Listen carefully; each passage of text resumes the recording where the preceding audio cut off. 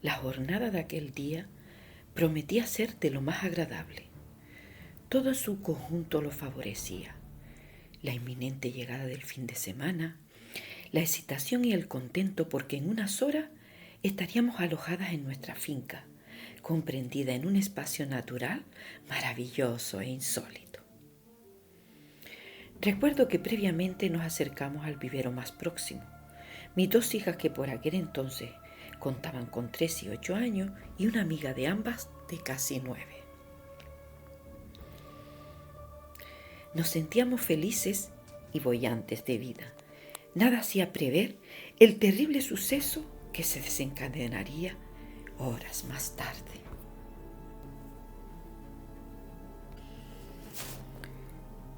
Colocamos y afianzamos junto al asiento vacío del copiloto la bugambilla de brotes rojos que habíamos adquirido en nuestro paso por el vivero.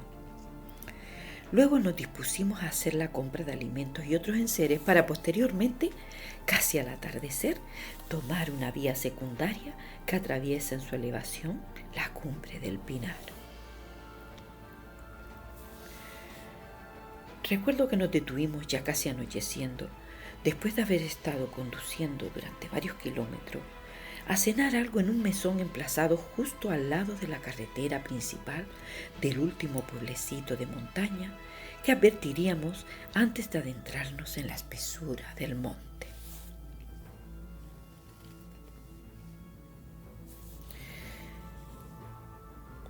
La superficie del recinto contaba con una segunda planta y a su vez la parte baja estaba dividida en dos amplias zonas, comunicadas por un paso abierto interior. Una de las salas, la del comedor, disponía de grandes ventanales adornados con visillos en estampados florales. Al fondo se ubicaba una vasta chimenea con un adoquinado de piedra y ladrillo rojizo, en la que ardían unos leños, algo que agradecimos debido al frío del relente imperante.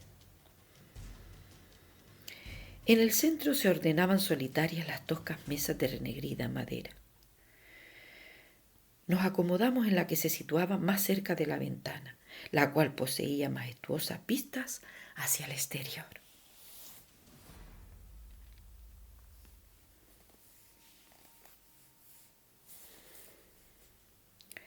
La segunda sala, afín a esta primera, como ya comenté, tenía habilitada también al fondo, paralela a la puerta de acceso al bar-restaurante, una extensa y despejada barra con su repisa protegida por una pesada losa de mármol de las mismas medidas que su base, tras la cual se parapetaba el cabeza y dueño del establecimiento y un abundante surtido de bebidas y licores alineados en estantes.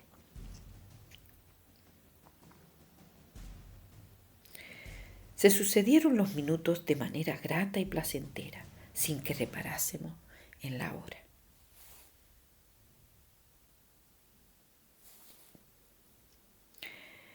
En el momento que pasé al otro ala del edificio para ir al servicio, antes de despedirnos del lugar, advertí sorprendida que el mostrador se hallaba atestado de clientes, en su mayoría varones asiduos del bar y de la zona. Al salir muy cerca de la barra, escuché que uno de estos individuos hacía una confidencia al tipo que tenía justo a su lado, en un tono lo suficientemente alto para que llegara a mis oídos lo que estaban, en tono irrespetuoso, rumiando por lo bajo, por lo que se desprendía de sus modales y expresión, rayando lo primitivo, falto de civismo. Esto no era de extrañar, a mi parecer.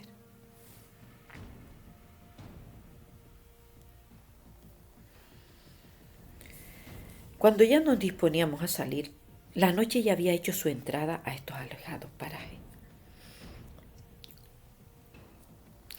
Abandonamos el establecimiento y nos dirigimos al coche para así proseguir nuestra ruta, que se dilataría aún 1 hora y pocos minutos hasta llegar a nuestro destino.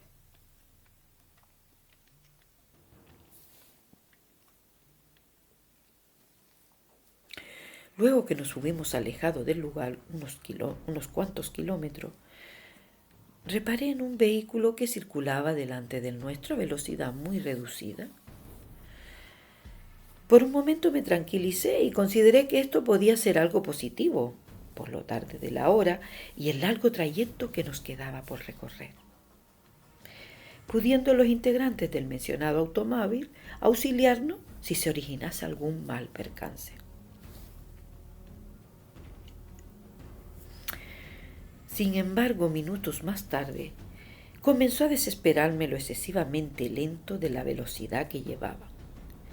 Por ello esperé a una recta para así lograr adelantarlo.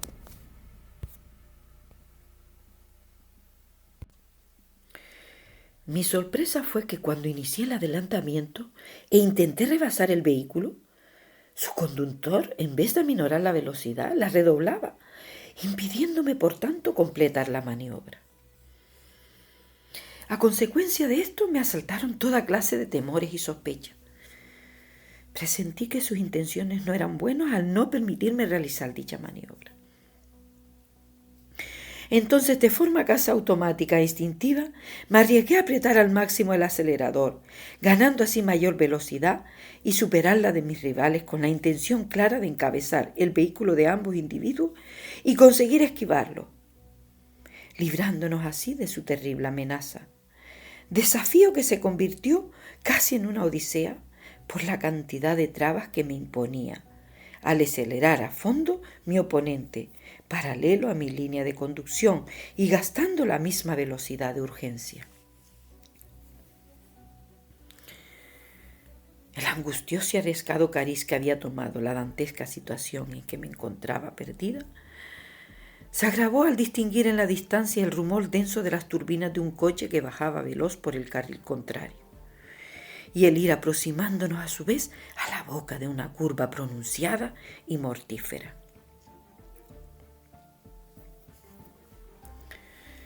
A los pocos segundos, al verme en esta terrible tesitura, me arriesgué a cometer una última maniobra, consistente en acelerar todo lo a fondo que el motor me permitía, consiguiendo así superar la velocidad que traía y aventajarla de aquello. Coyuntura que aproveché para girar brusco, dando un fuerte volantazo, logrando con tal maniobra liderar el rumbo y sortear la amenaza mortal que implicaba la celeridad con que avanzaba el coche que venía en la otra dirección, el cual nos sobrepasó justo en el instante en el que yo había salvado el reciente obstáculo, evitando la colisión frontal con aquel. Al barruntarme lo peor, me giré hacia atrás y pregunté decidida a las niñas si tenían enganchados los cinturones, a lo cual me contestaron afirmativamente. La más pequeña dormía en su sillita de seguridad, olvidada de las otras dos, enfrascadas en sus juegos y divertidas confidencias, ignorantes de lo grave y terrible de la situación.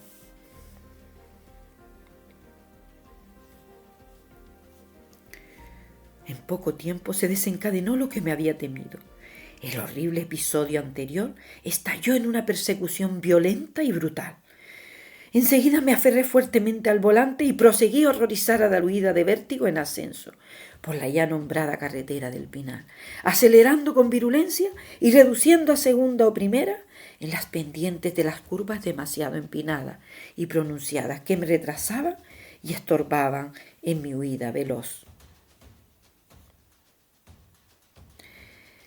En cuanto me acercaba a alguna de las escasas rectas, multiplicaba la velocidad haciendo uso de todas las marchas de forma descontrolada y nerviosa, conducida por el pánico y no obedeciéndome apenas los miembros trémulos de mis pies al manejar los cambios, desplazándome por el centro de la vía, ganando así mayor tiempo y velocidad.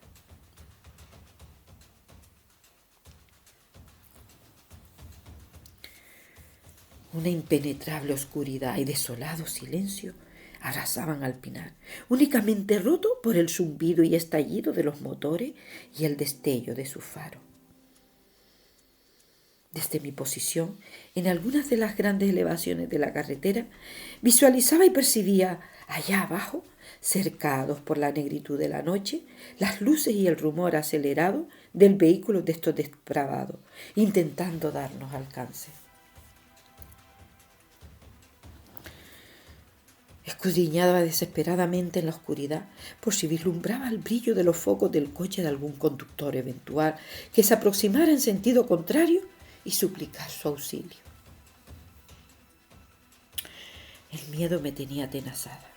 Apenas era dueña de mis movimientos al operar con los mandos. Si no conseguía controlar la ansiedad, podríamos perecer víctimas de la excesiva velocidad. Patri, que así se llama la amiga de mis hijas, gemía asustada y me rogaba que no condujera tan aprisa o si no íbamos a tener un accidente. La mayor de mis hijas se alarmó al ver la trágica reacción de Patricia, reflejada en la grave expresión de su rostro y en su llanto ahogado. A pesar de los fuertes bandazos que daba el coche cuando giraba brusco en las curvas, debido, claro, a la velocidad tan elevada que llevábamos, el sueño de la pequeña Tania no se vio alterado, que seguía durmiendo placenteramente, produciéndome esto gran alivio. La bugambilla se bamboleaba, dando fuertes bandazos, sembrando la alfombra de tierra desprendida de la maceta que la albergaba. Entonces fue cuando ya en la cima de mi desesperación distinguí en la lejanía el brillo de los focos de un coche que se acercaba por el carril contrario. Enseguida rompí enloquecida a golpear ininterrumpidamente la bocina, acompañada de mi grito desesperado de socorro, consiguiendo que se detuviesen los componentes del vehículo. Una pareja de foráneos, a la vez que desde la ventanilla les comunicaba a la Armada que nos estaban siguiendo y que los autores de esto no abrigaban buenas intenciones, por la insistencia de ambos en darnos alcance. En estas estaba, casi sin apenas tino, cuando a los pocos segundos llegaron aquellos en su automóvil. Se detuvieron y estacionaron unos metros más abajo, emergiendo de la oscuridad la silueta de uno de los sujetos que dirigió sus pasos hacia el lugar donde nos encontrábamos, asaltándome el asombro al advertir la desmesurada altura de su figura. Enfocado por la reflectante luz de los faros del automóvil de los anónimos desconocidos y los del mío propio, observé que vestía unas bermudas y una camisa holgada, medio desabrochada y suelta. Su rostro estaba oculto por la sombra, pero no su testa, de la que arrancaba una cabellera con un pelaje crespo y crecido.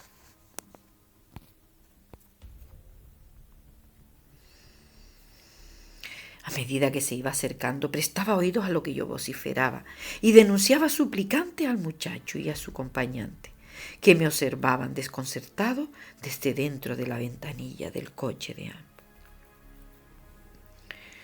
El tipo, ya cerca del lugar donde nos encontrábamos, se detuvo y me increpó violento.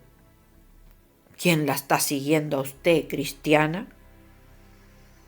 Luego desvió su atención hacia donde se encontraba el joven y escupió por su despreciable boca. ¿Sabes lo que me hizo la tía más abajo? Me adelantó en una curva.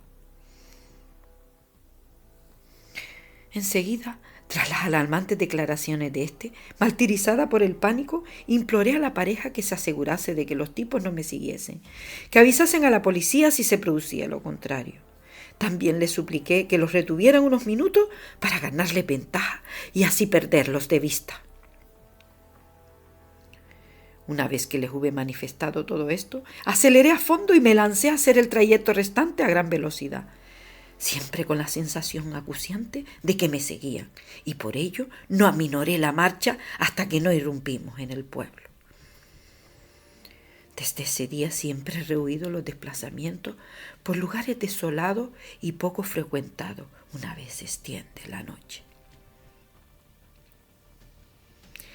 Días más tarde pasé por la comisaría de policía para denunciar los hechos, pero la gente que me atendió no estaba por la labor de cooperar, al darme largas y excusas en relación a lo que le demandaba.